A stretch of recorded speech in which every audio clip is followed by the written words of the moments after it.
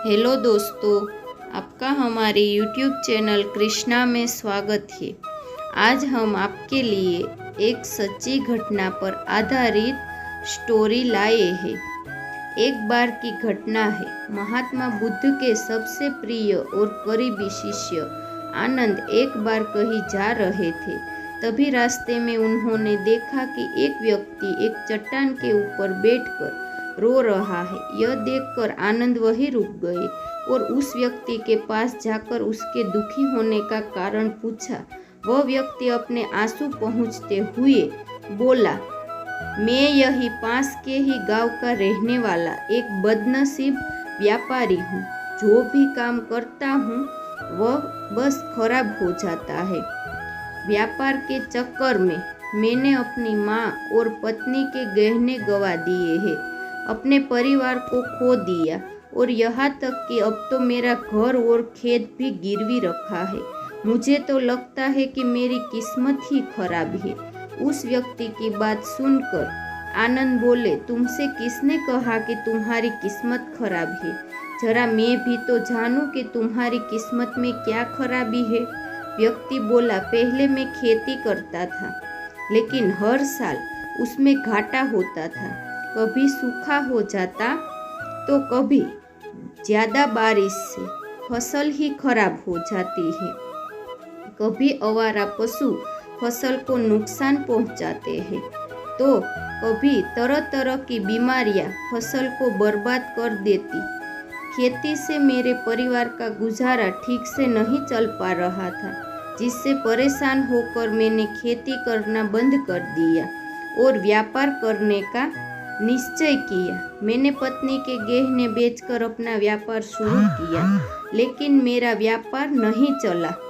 शुरू में तो मेरे परिवार वालों ने मेरी आर्थिक मदद की, मेरा साथ दिया, लेकिन जैसे जैसे मुझे नुकसान होने लगा, मेरे परिवार वालों ने भी मेरा साथ त्याग दिया और मुझसे दूर हो गए।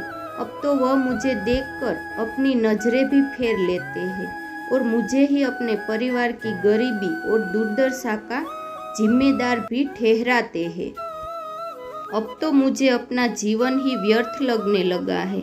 अक्सर मेरे मन में ख्याल आता है कि अपना जीवन ही खत्म कर लूं, और मेरे में आज यह आत्महत्या करने आया था, लेकिन हिम्मत नहीं जुटा पाया, इसलिए इस पत्थर पर बैठकर रो रहा था। दूसरी तरफ मेरा एक मित्र है। हम दोनों ने एक ही साथ व्यापार शुरू किया था, लेकिन वह आगे निकल गया और मैं पीछे रह गया।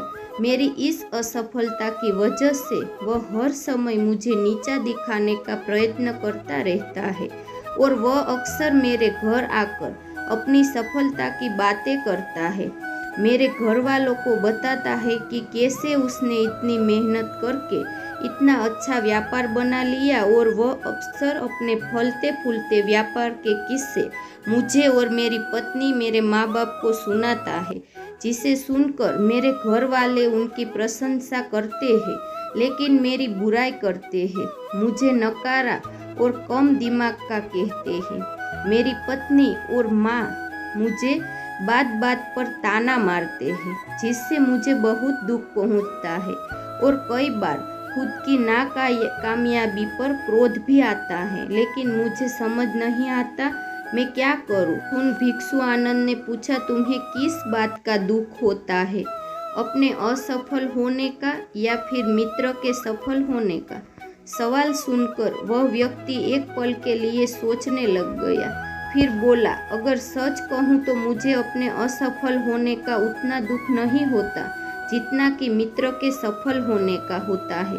भिक्षु आनंद ने कहा, अगला प्रश्न किया, अगर तुम्हारा मित्र व्यापार में असफल हो जाता और तुम सफल हो जाते, क्या तुम खुशी होते? व्यक्ति ने कहा, हाँ, मैं बहुत खुशी होंगे। आनंद बोले, इसका मतलब कि तुम्हारी खुशी तुम्हारे मित्र पर ही निर्भर करती है। अगर वह चाहे तो तुम्हें खुश कर सकता है, और अगर वह चाहे तो तुम्हें दुखी भी कर सकता है। तुम स्वयं से ना तो खुश हो सकते हो और ना ही दुखी हो सकते हो। भिक्षु आनंद की बातें सुनकर व्यक्ति कुछ देर के लिए सोच में लग गया और फिर बोला, आपकी बातें सुनकर मुझे कुछ आशा बन रही है। तभी भिक्षु आनंद ने कहा, जब हम किसी से आशा बांध लेते हैं तो उस पर हम निर्भर हो जाते हैं, फिर हमारी खुशी और दुख भी उसी पर निर्भर करने लगते हैं। इसीलिए सबसे बेहतर है कि तुम स्वयं से आशाबंध हो। जब तुम ऐसा करोगे और साथ ही पूरी मेहनत और ईमानदारी से काम करोगे तो तुम्हें सफलता अवश्य प्राप्त होगी। तुम्हें लगता है कि तुम्हारा मित्र तुम्हें नीचा दिखाने चाहता है, दुखी करने आता है, पर अगर ईमानदारी से विचार करो तो वह बातें तो सच्ची ही कहता है।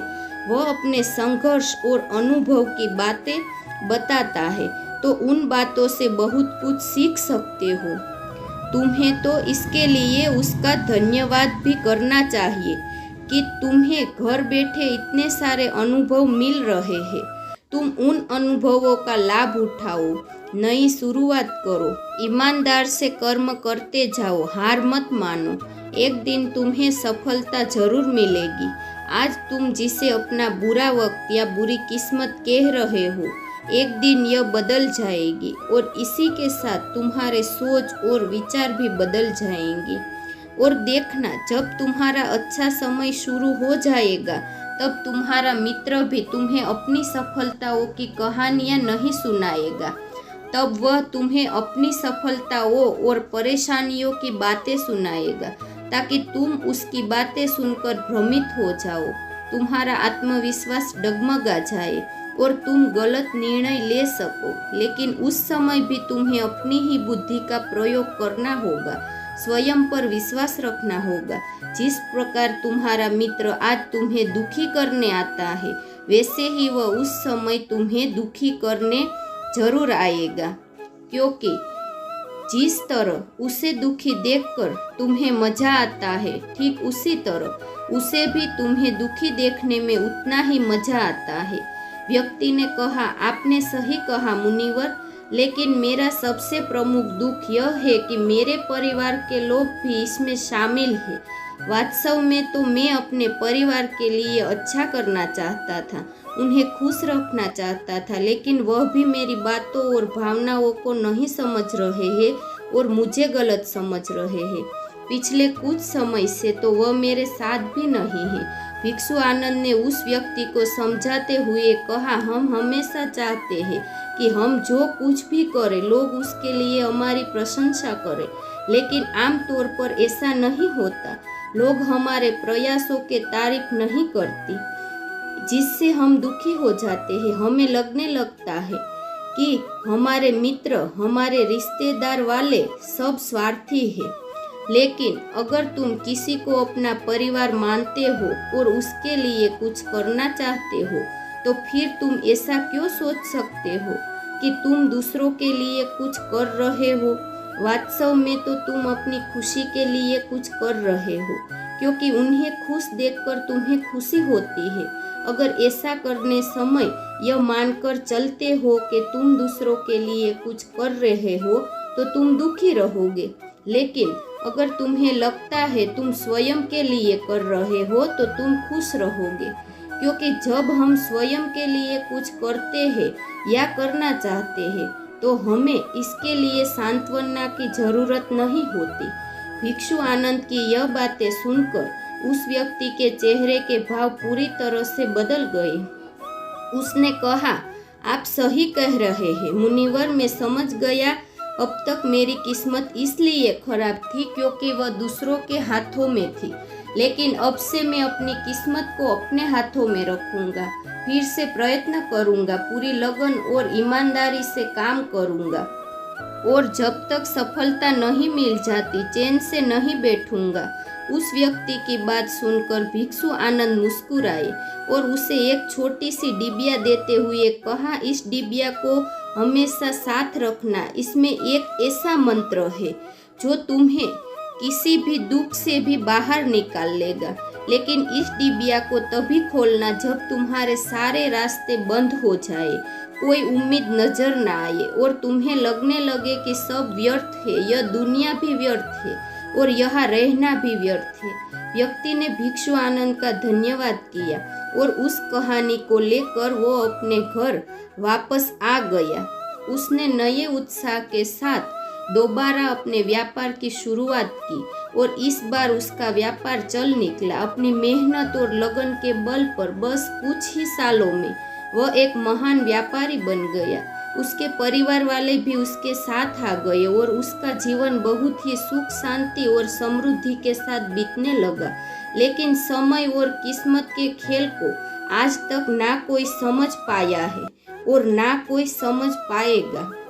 यह सदा एक जैसा नहीं रहता, यह बदलता रहता है। उस व्यक्ति के जीवन में भी बदलाव आया। वह व्यक्ति जिस राज्य में रहता था उस राज्य पर बगल वाले राज्य के राजा ने हमला कर दिया। उस हमले और लूटमार में उस व्यक्ति का सारा धन भी लूट लिया गया। उसकी दुकानें और घर सब जला दिए गए। जान बचाने के लिए वह अपने परिवार के साथ वहां से भाग गया। व्यक्ति अपने परिवार के साथ कई दिनों तक इधर उधर भटकता रहा और दाने दाने को मोहताज हो। उसका बच्चा बीमार हो गया और इलाज के अभाव से बीमारी से बुरी तरह तपने लगा। यह देखकर उसका हृदय चित्कार कर उठा। उसके पास अपने बेटे के इलाज और परिवार को खिलाने के लिए धन के नाम पर एक सिक्का तक नहीं था। बुरी से बुरी तरह टूट गया। ऐसे में उसे एक बार फिर से निराशा ने घेर लिया। उसे लगने लगा कि उसका जीवन व्यर्थ है, सारी दुनिया ही व्यर्थ है। लेकिन तभी अचानक उसे भिक्षु आनंद द्वारा दी गई डिबिया की याद आई और बहुत उत्सुकता के साथ उसने खोला। डिबिया के अंदर एक पर्ची रखी हुई थी। उस पर्ची पर कुछ लिखा हुआ था। उस पर्ची को देखकर उसकी आंखों में सामने छाया हुआ निराशा का अंधेरा हट गया और वह एकदम से मुस्कुरा उठा। उस पर्ची पर लिखा था, यह वक्त भी गुजर जाएगा। दोस्तों, यह कहानी हमें सिखाती है समय के खेल को समझना संभव है। यह हमेशा बदलता रहता है, इसलिए बुरी परिस्थितियों से हमें अत्यधिक निराश नहीं होना है। आत्मविश्वास बनाए रखना है क्योंकि समय बदलता जरूर है। आज बुरा है तो कल अच्छा भी जरूर आएगा। दोस्तों, यदि आपको यह कहानी अच्छी लगे तो इसे शेयर और लाइक जरूर करें। साथ ही और भी धार्मिक कथा को सुनने के लिए हमारे चैनल को सब्सक्राइब करना ना भूलें और नीचे दिए गए कमेंट बॉक्स में हमें जरूर बताइए आपका इस कहानी के बारे में क्या ख्याल है। यदि कोई प्रश्न है तो आप हमें पूछ सकते हैं। हम आप तक सही जानकारी देने का प्रयत्न अवश्य करेंगे। जय श्री कृष्ण।